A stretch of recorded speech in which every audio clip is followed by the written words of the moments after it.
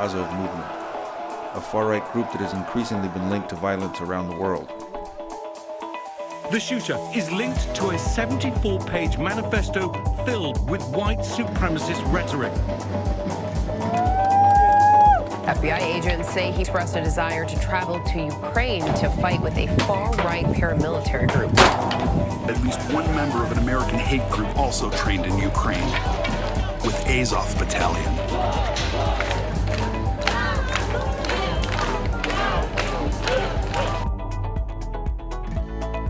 Over the last few years, experts in violent extremism have grown especially alarmed about the Azov movement.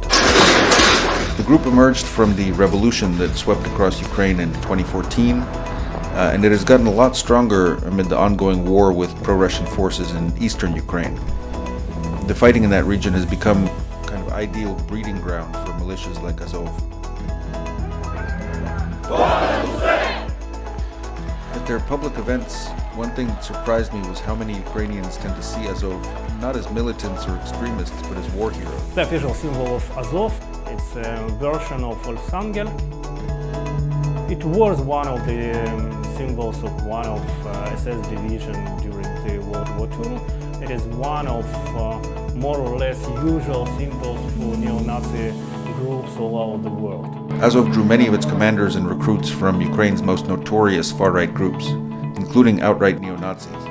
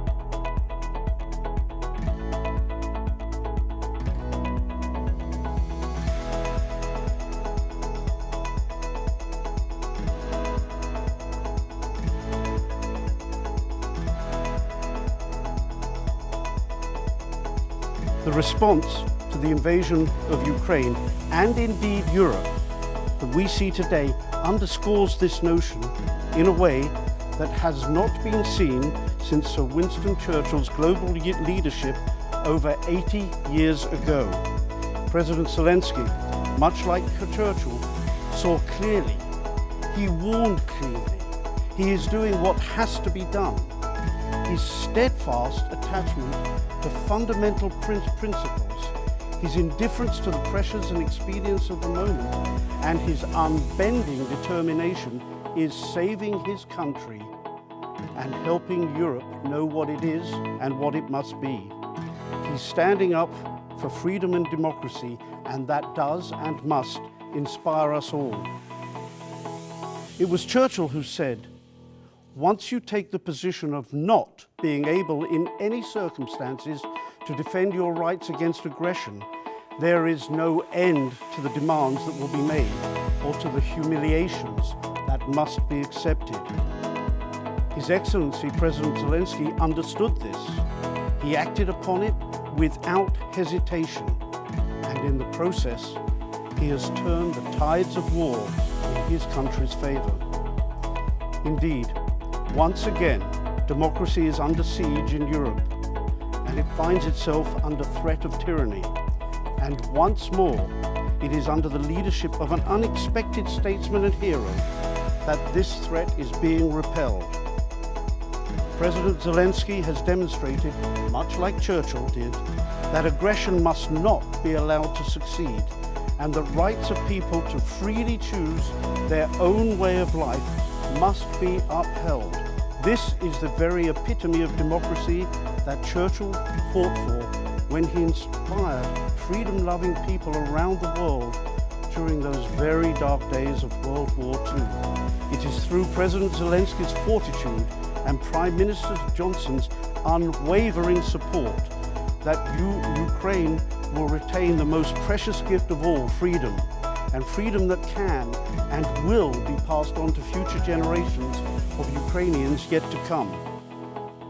But there's no glory in war beyond victory, and the events in Ukraine that are unfolding are a tragedy.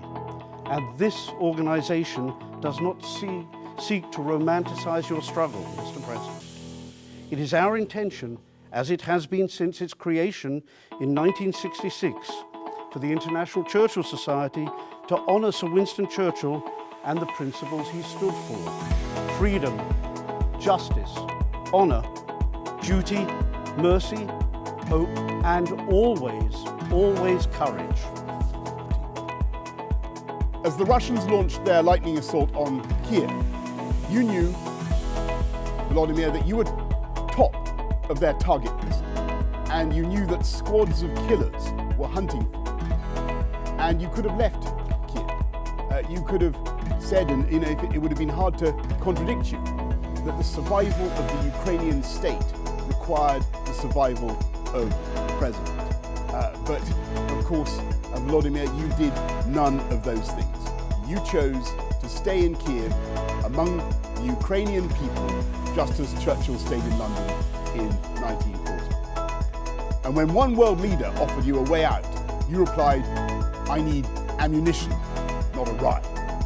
And I think Churchill would have cheered and probably would have wept too, because he was often moved to tears at the sheer courage, the moral, physical courage you showed in those grim weeks.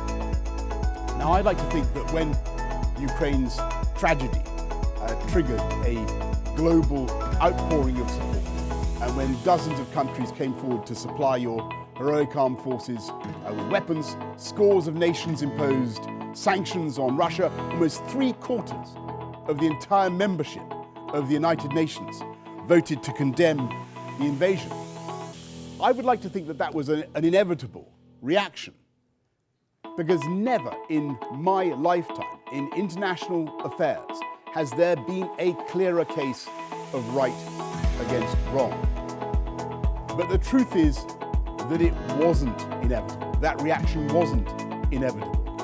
And the global wave of solidarity for Ukraine was in large measure generated by your own personal articulation of the cause. Your defiance, your dignity, your unfailing good humor has moved millions. And as you stand against barbarism, you've become a symbol of the heroism of the Ukrainian people. You've addressed so many parliaments that I've lost count, and you've brought both sides of the House of Commons to their feet, something that Churchill would surely have envied.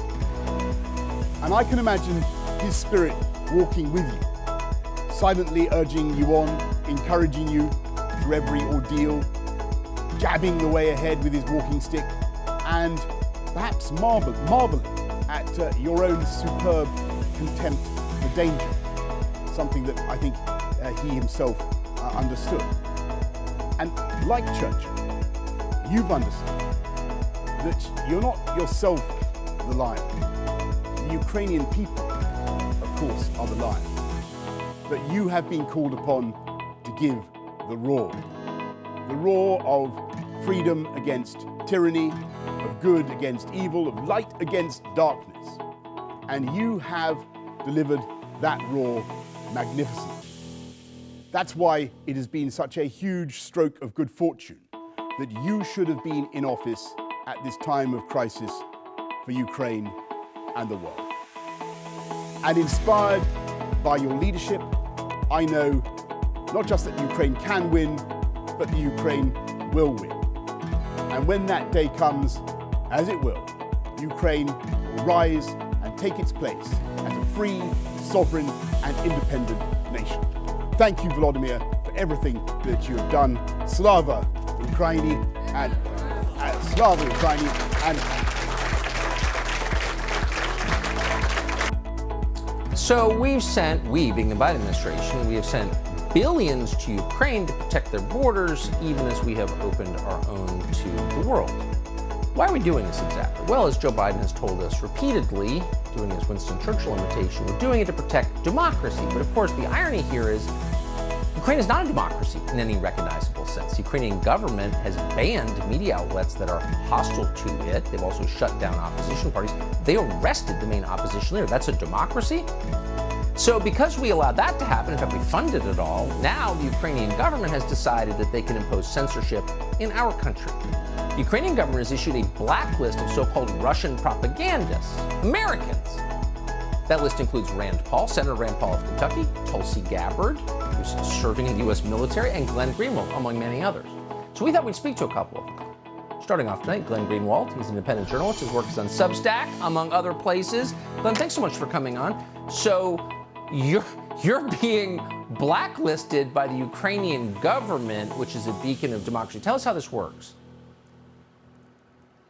Yeah, I mean, I thought President Zelensky had a war to run. Apparently, he has a lot of time to watch the Morning Joe show on MSNBC, where they sit around for hours accusing everybody they want to discredit of being a Kremlin agent and teaching American liberals how to do the same. You know, it's easy to mock, but it's actually quite outrageous, Tucker. The Ukrainians have a conflict with this neighboring country in Russia. They're totally free to pursue whatever war policies they want. They can fight Russia for the next 10 years if they choose.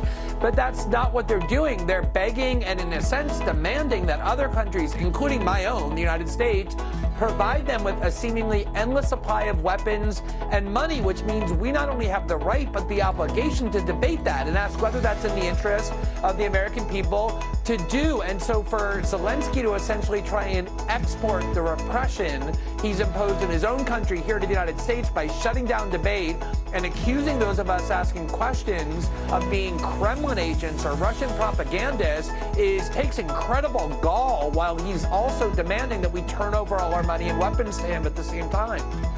This is the guy George W. Bush described as the George Washington of our age. I haven't heard really anybody in Washington say a single word about this.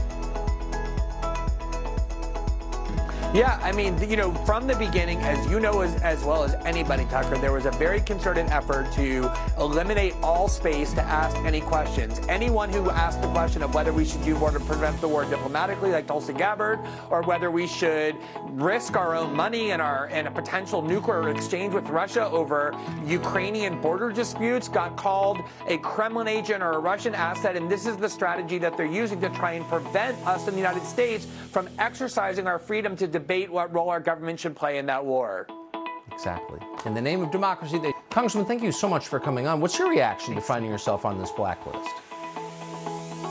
I see the hypocrisy, Tucker. The hypocrisy of this blacklist is, and frankly, why the American people should care about this is the Biden-Harris administration and the Washington elite from both parties are continuing to be willing to impoverish the American people and people around the world and push us closer and closer to nuclear war and Holocaust, all to protect democracy and defeat autocracy in Ukraine.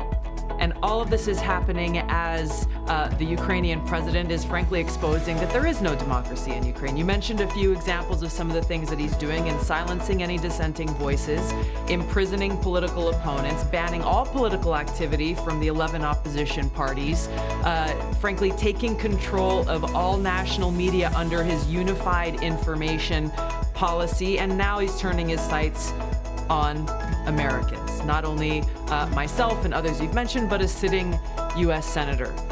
The danger of this, again, goes to the cost that our leaders are willing to exact as they continue this facade of a push for so-called democracy and defeat autocracy. The whole thing is so hypocritical, and we need to hold our leaders accountable for it.